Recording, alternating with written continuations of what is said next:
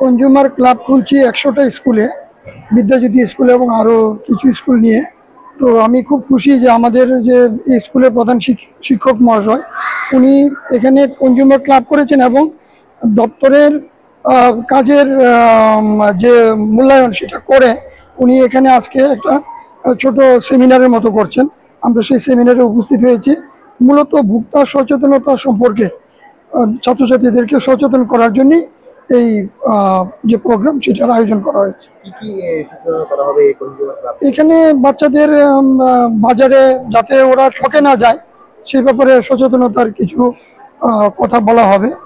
আর আমরা আগামী সেপ্টেম্বর মাসে যে মূল প্রোগ্রাম করব, তারপর আমি রিকোয়েস্ট রাখবো প্রধান শিক্ষক মহাশয়কে বড় পরিসরে এখানে আবারও বড় করে একটা প্রোগ্রাম করা হবে, যেখানে অন্যান্য অফিসার এবং আমাদের মাননীয় মন্ত্রী হয়তো থাকতে পারেন।